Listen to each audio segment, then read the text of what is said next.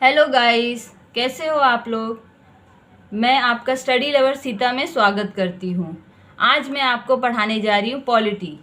Polity मतलब कुछ लोगों को ऐसा लगता है कि बहुत ही बोरिंग या फिर बहुत ही टफ सब्जेक्ट है, लेकिन ये कुछ ना टफ है ना बोरिंग है, बल्कि ये हमें ये बताता है कि हमारे देश में हमारे लिए हमारे संविधान में क्या लिखा, हमारे पॉलिटिशियन ने क्या हमारे लिए बना के रखे गए हैं, उससे हमें पता चलता है। और हमारे पॉलिटिशियन जो कैसे रूल्स करते हैं और हमारे देश के बारे में, इसमें देश को कैसे चलाना है, ये लिख के गए हैं। एक नियम कानून जो बना के गए हमारे फ्रीडम फाइटर लोग कि कैसे चलाना है देश को सही ढंग से।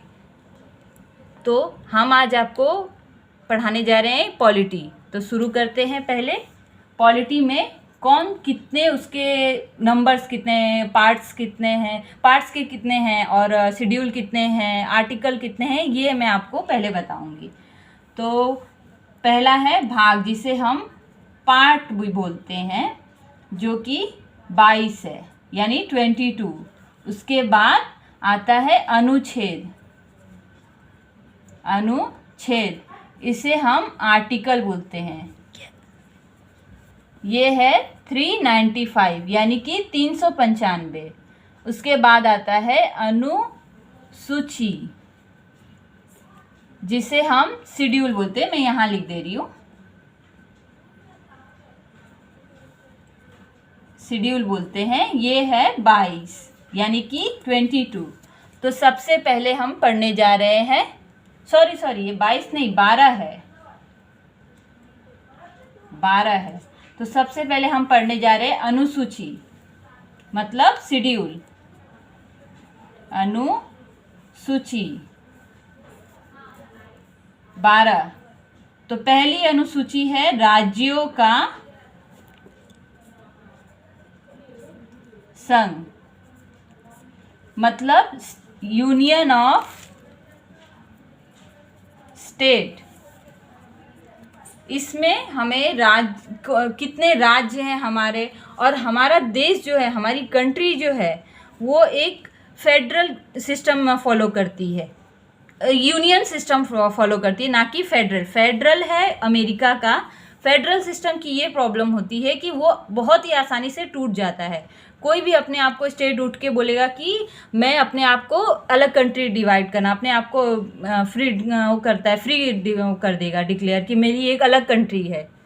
लेकिन अगर यूनियन रहता है तो उसका टूटना नामुमकिन है, नहीं टूट सकता। एक बार जो यूनियन ऑफ स्टेट में आ जाता है, उसका वो अपने आप को कभी भी एक कंट्री घोषित नहीं कर सकता है। तो पहले में तो इसमें यूनियन ऑफ स्टेट, और इसके अंदर और भी बहुत कुछ है जो मैं आपको डिटेल में आगे बताऊंगी। तो दूसरी सूची है वेतन।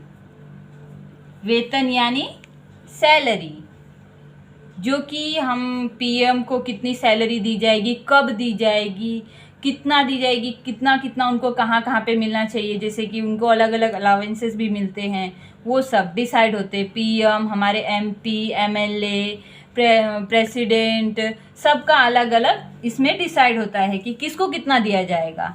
और तीसरा है शपथ यानी कि ओथ। ये सैलरी, ये ओथ। तो ओथ यानी शपथ, उसमें प्राइम मिनिस्टर को कौन सी, इसमें हम जैसे पीएम को ओथ दिलाया जाता है। जब हमारे नए पीएम नरेंद्र मोदी जी चुन के आए थे तो उन्हें ओथ दिलाया गया था दिल्ली में। वैसे ही जब भी कोई एमपी, एमएलए, कौन इन्हें ओथ दिलाएगा, ये इसमें रहता है। जैसे कि हमारे पीएम को दिए ओथ दिलाने का काम प्राइम मिनिस्टर करते हैं, वैसे ही प्रेसिडेंट करते हैं। और वैसे अलग अलग किसको कौन ओथ दिलाएगा और कौन सी ओथ किसको रहेगी, ऐसे इसमें डिसाइड रहता है। बाकी मैं आपको डिटेल में बाद में बताऊंगी आगे चल के। और चौथा है राज्यों का राज्य सभा की सीटें। इसमें जैसे कि हमारी लोकसभा है, राज्यसभा है, तो राज्यसभा की सीटें इसमें कैसा रहता है, जैसे कि राज्यसभा में कौन इसमें कोई भी आसानी से इसमें आ सकता है, इसका सांसद बन सकता है। जैसे हमारे मनमोहन सिंह, वो राज्यसभा से थे। राज्यसभा से कोई भी आसानी से एक इजी तरीका रहता है पॉलिटिशियन के लिए ऊपर जाने का।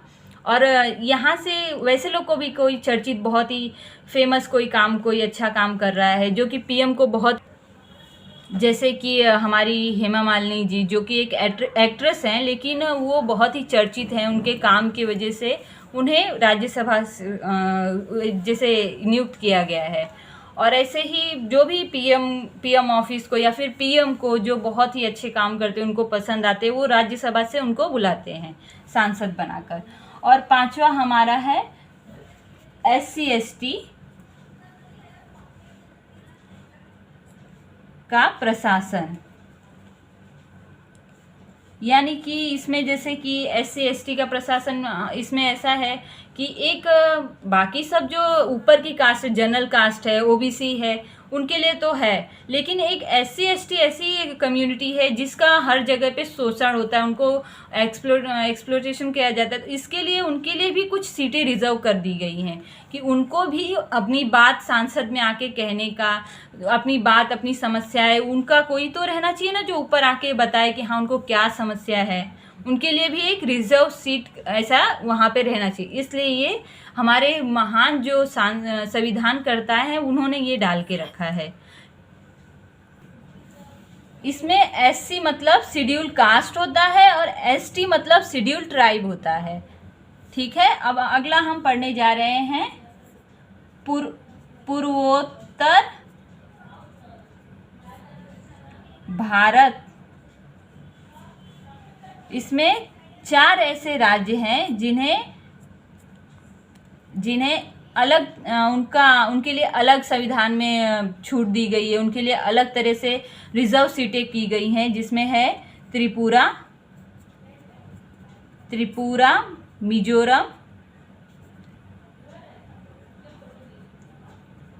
मिजोरम और मेघालय और हमारा असम।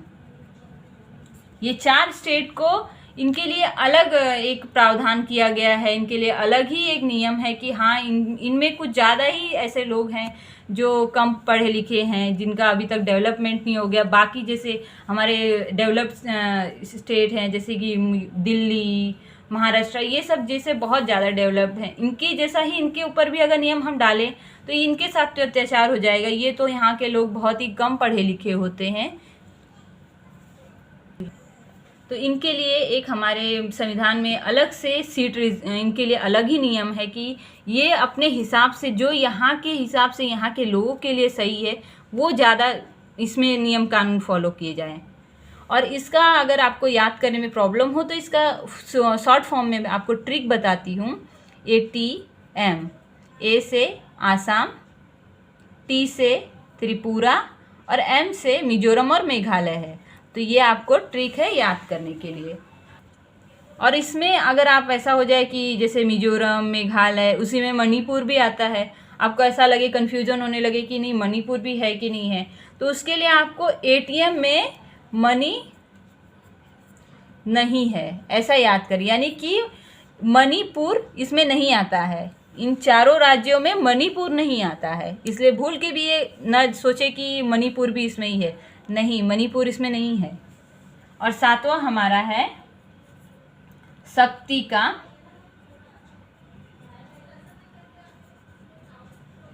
विभाजन। यानी कि शक्ति का विभाजन यानी कि किसको कितनी पावर्स देनी चाहिए, स्टेट को कितनी पावर होनी चाहिए, सेंट्रल को कितनी पावर होनी चाहिए, और कॉन्करेंट जो कौन 3 लिस्ट होती हैं, जैसे कि सेंट्रल लिस्ट, कॉन्करेंट लिस्ट और स्टेट लिस्ट, तो किसको कितने पावर होने चाहिए, कौन किस चीज़ का रूल्स बना सकता है, इस बात का। तो इसमें 3 होते हैं, जैसे कि 3। पहला संघ यानी कि यूनियन, यानी हमारा सेंट्रल में लिखती हूँ आपके लिए अच्छा रहेगा वो, सेंट्रल। और दूसरा है स्टेट, जिसे हम राज्य भी बोलते हैं, से स्टेट। और तीसरा है समवर्ती।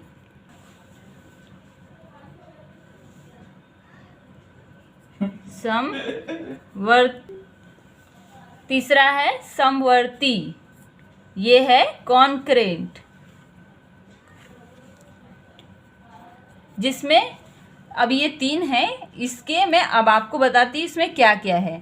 संघ में सेंट्रल रूल बना सकता है सिर्फ, उसमें स्टेट और कॉन्करेंट नहीं बना सकते।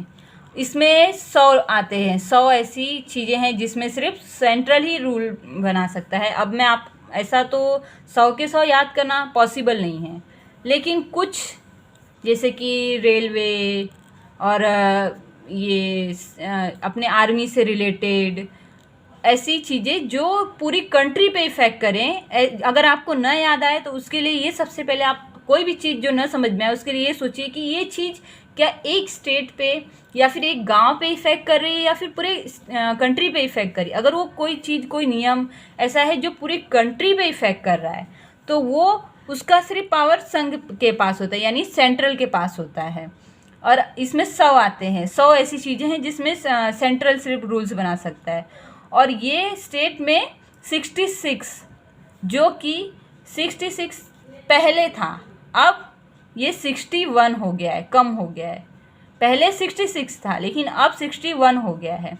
इसमें कुछ चीज़ें ऐसी हुई जो स्टेट से उसमें से निकाल कर कॉन्करेंट में डाल दी गई हैं, जिसमें स्टेट वाले में कैसा होता है जैसे कि हमारे स्टेट के अपने बोर्ड एसएससी और ये हॉस्पिटल, पुलिस और रोड, जो हमारे एरिए मतलब स्टेट के रोड होते हैं, वो रोड जैसे कि रोड अगर कहीं टूट गया है तो उसके लिए अब सेंट्रल गवर्नमेंट तो आएगी नहीं, वहाँ से वो इतने छोटे छोटे काम के लिए तो स्टेट इसलिए बनाया गया है कि जो छोटे काम है जहाँ सेंट्रल ना देख सके वहाँ स्टेट देखे, तो ये काम के लिए स्टेट में। और हॉस्पिटल, हमारा हॉस्पिटल का कि कहाँ पे कैसा हॉस्पिटल की मतलब सुविधा है, फैसिलिटी है, वो देखना स्टेट का काम है।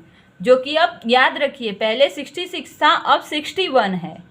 और इसमें पहले 47 था, अब 52 हो गया है। याद रखिएगा पहले 47 था, अब 52 हो गया, क्योंकि इसमें से कुछ चीज़ें यहाँ आई है, यहाँ से 5 निकली तो यहाँ आई, तो इसलिए यहाँ पे 52 हो गया है। अब मैं आपको ये बताऊंगी कि समवर्ती यानी हमारे कॉन्करेंट में कौन कौन सी आती है।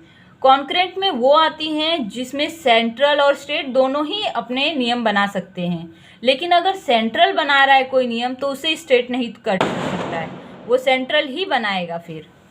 और अगर स्टेट बना रहा है तो उसे सेंट्रल अगर नहीं सही लग रहा है सेंट्रल को तो वो नहीं ना बोल सकता है, लेकिन दोनों ही इसमें नियम बना सकते हैं, ऐसा इसका मतलब है। इसमें जैसे कि अब आप देख लें एजुकेशन और हमारे छोटे मोटे जो गांव के ऐसे होते हैं, जो जैसे कि हमारे समवर्ती में आते हैं रोजगार, यानी कि हमारा एम्प्लॉयमेंट।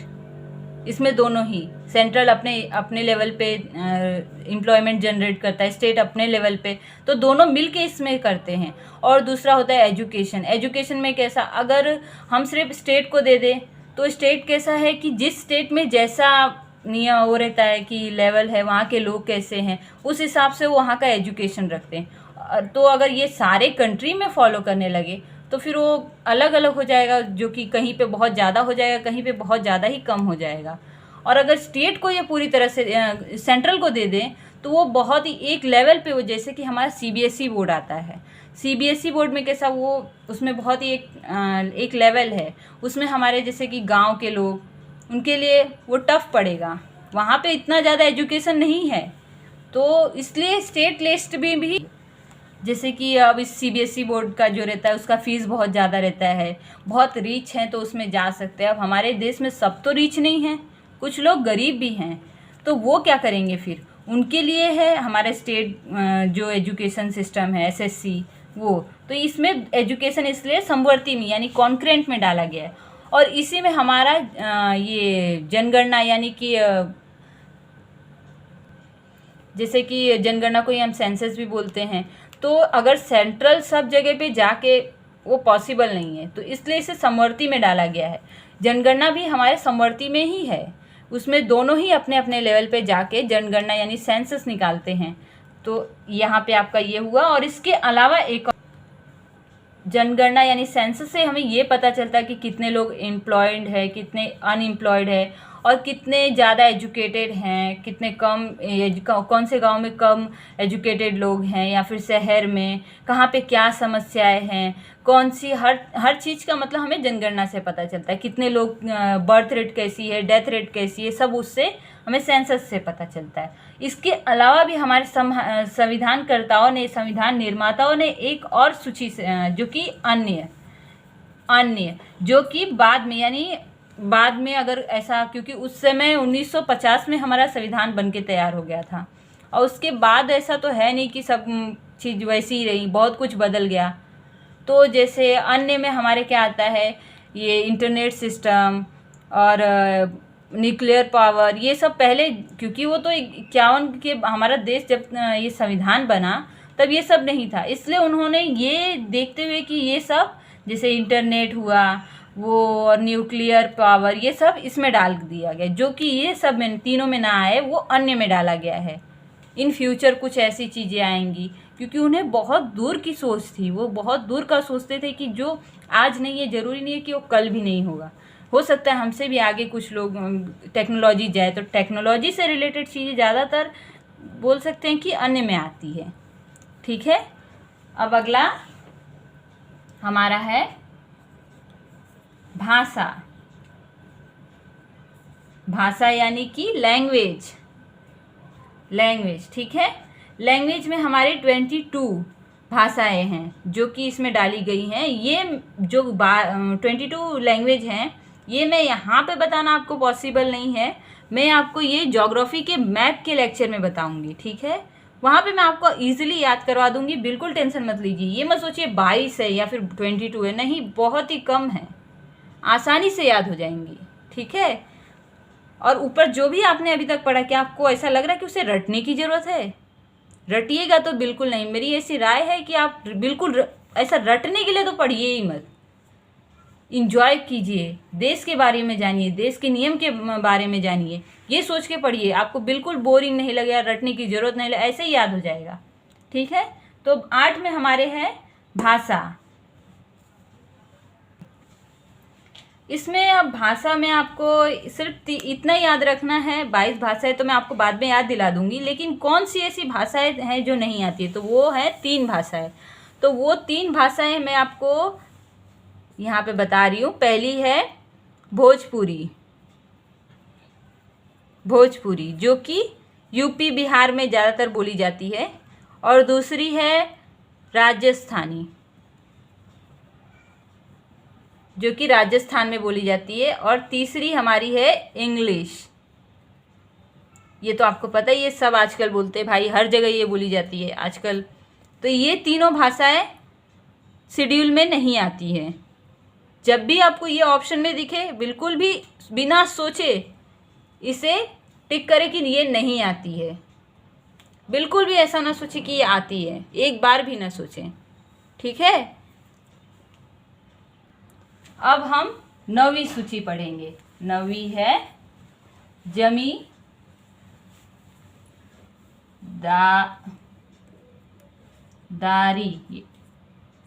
जिसे हम भूमि सुधार भी बोलते हैं, भूमि सुधार। ये इसमें क्या आता है, जैसे कि पहले बहुत बड़े बड़े जमींदार हुआ करते थे, जमींदारों के पास बहुत सारी ज़मीन होती थी, और गरीब लोग उसमें काम करते थे मजदूरी पे। तो इसके लिए जब हमारा देश आज़ाद हुआ, तो जो जमींदार जो मजदूरों से काम करवाते थे, वेतन कम देते थे, और फिर भी उन्हें काम करना पड़ता था। क्यों? क्योंकि वो गरीब हैं, एक मजबूर थे, क्योंकि उन्हें अपना खाने के लिए, पेट भरने के लिए उन्हें करना ज़रूरी था। तो इस बात को ध्यान देते हुए हमारे जो संविधानकर्ता थे, जो संविधान निर्माता थे, उन्होंने क्या किया, जमींदारी प्रथा को ख़त्म करने की पूरी तरह से सोची। तो इसमें क्या हुआ, जैसे कि हमारे जम्मू कश्मीर में पहले हमारे जम्मू कश्मीर में, जो जम्मू कश्मीर था हमारा, जम्मू कश्मीर, वहाँ पे जमींदारी प्रथा को ध्यान, मतलब बहुत ही बड़े बड़े जमींदार हिंदू जमींदार थे, और उसमें ज़्यादातर ऐसा था हिंदू जमींदार ज़्यादा थे और काम करने वाले मुसलमान ज़्यादा थे। ऐसा था, मुस्लिम हमारे भाई बहन जो बहुत गरीब होने की वजह से, तो वो हिंदू ऐसा था कि बहुत ही ज़्यादा, मैं ये नहीं कहती कि हाँ हिंदू बुरे थे या मुस्लिम बहुत ही अच्छे हैं, ये नहीं, मैं दोनों, मेरा कोई धर्म नहीं है, मैं तो जो जहाँ गलत रहेगा मैं उसे गलत ही बोलूँगी। इसलिए ये आप मत सोचिए कि मैं हिंदुओं का बुरा बोल रही हूँ, उनके खिलाफ हूँ और मुसलमानों की तरफ से बोल रही हूँ, ऐसा कुछ नहीं है। जो जहाँ गलत रहेगा वो वहीं गलत बोला जाएगा। तो वहाँ पे ऐसा था कि इस बात को ध्यान देते हुए हमारे पूर्व जो पीएम थे जवाहरलाल नेहरू, उन्होंने देखा कि जमींदारी प्रथा की वजह से लोगों को, कितने गरीब लोगों को तकलीफ़ हो रही है और उन्हें खाने तक के लिए दिन भर जमींदारी करने, मजदूरी करने के बावजूद भी तकलीफ़ हो रही है। तो उन्होंने जमींदारी प्रथा को ख़त्म करने के लिए उन्होंने सब जमींदारों से ये पूछा कि कौन किस ज़मीन में काम कर रहा है, और इसके बाद उसकी लिस्ट बनाई गई, और जो भी जिस ज़मीन पे काम कर रहा था उन्होंने ये नियम लाया कि जो जितनी ज़मीन पे काम कर रहा है वो ज़मीन उसकी हो जाएगी, और इसके साथ ही जमींदारी प्रथा पूरी तरह से ख़त्म हो गई और सबके पास उससे थोड़े ज़मीन हो गए अपने खाने रहने के लिए। लेकिन जो हमारे साथ ही एक दिन पहले जो आज़ाद हुआ हमारे पाकिस्तान देश, उसमें आज भी जमींदारी प्रथा है, जिसकी वजह से आज भी बहुत प्रॉब्लम है। वहाँ आज भी गरीबी है, एजुकेशन का प्रॉब्लम, हर तरह की प्रॉब्लम है, एजुकेशन, हेल्थ, कुछ नहीं सही है लगभग। ठीक है, तो इसका सुधार हमारा पहला जो संशोधन था वो इसी में किया गया था। पहला जो था 1951 को पहला संशोधन था ये हमारा। ठीक है, ये पहला संशोधन जो था ये यही था, ये हमारा पहला संशोधन था। उसके साथ अब मैं आपको बताऊंगी 10वीं अनुसूची। इसमें दल बदल, ये दल बदल, जैसे कि हमारे पॉलिटिशियन जब देखते हैं कि यहाँ पे जहाँ पे ज़्यादा, जो पार्टी के ज़्यादा वोट आ रहे हैं या फिर वो ज़्यादा जीतने के चांसेस है, वो इधर से निकल के, दूसरी पार्टी से निकल के इधर से उधर होते रहते हैं। तो उस बात को ध्यान देते हुए इसमें ये नियम बनाया गया कि जो इलेक्शन के पहले, मतलब जीतने के पहले जो निकल के इधर जो भी पार्टी बदलना चाहता है वो बदल सकता है, लेकिन अगर जीत गए या फिर जो पार्टी हार गई है वो उसमें से सांसद निकल के जीती हुई पार्टी में जाए तो उन पे दल बदल नियम लागू होता है और उनके खिलाफ फिर कार्रवाई होगी, उनकी सांसद जो है वो रद्द हो जाएगी और उन्हें फिर से इलेक्शन लड़ना पड़ेगा। सांसद की जो सदस्यता होती है वो रद्द होगी, सांसद नहीं, सांसद की सदस्यता रद्द होगी। और इसमें जैसे कि इसमें एक ये भी नियम है कि अगर आप, जैसे कि 50 लोग हैं हमारे, कोई ए पार्टी है और ये बी पार्टी है, ये जीती हुई पार्टी है और ये हारी हुई पार्टी है, इसमें 50 लोग हैं सांसद, और इसमें से अगर कोई 2 आ रहे हैं निकल के तो उन पे दल बदल लागू होगा, उन पे फिर कार्रवाई होगी। लेकिन अगर वो 2 ना आके इसमें से 40 आ जाए तो उसे ऐसा कहा जाए कि वो सांसद जो हैं, सदस्य हैं, उनकी कोई गलती नहीं है बल्कि ये पार्टी में खराबी है, तब उन पे कोई दल बदल नहीं लागू होगा। ठीक है, इसमें भी एक मतलब नियम है, तो वो 2 आए तो उन पे लागू होगा, लेकिन आधे से ज़्यादा आ गए तो मतलब पार्टी में ही कोई खराबी है, वो सांसद जो सदस्य हैं उनमें कोई खराबी नहीं है। ठीक है, तो अगला हम पढ़ेंगे अब पंचायत। पंचायत में पता ही है आपको, हमारे गांव में पंचायत होती है, पंचायत बनाई गई ताकि गांव का डेवलपमेंट हो सके, गांव के लोगों की समस्या का सुधार हो सके, उनको डेवलप किया जा सके, गांव के रोड, स्कूल और हॉस्पिटल, वो सब का डेवलपमेंट हो सके। गांव में अगर कुछ करना है तो उसके लिए पंचायत होती है, पंचायत मतलब उस पर काम करती है, कुछ भी जो भी खराब हुआ या फिर डेवलपमेंट करना वो पंचायत का काम है। और अगर शहर में इसी का, और पंचायत राज्य हमारा, पंचायत जो व्यवस्था है वो आज भी राजस्थान में हमारे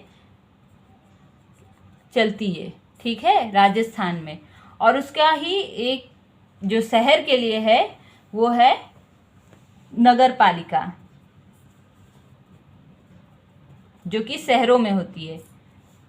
जो जैसे कि अब अंदर अंदर तो स्टेट नहीं, तो एकदम छोटे से छोटे लेवल की समस्या को सुधारने के लिए नगर पालिका होती है शहरों में।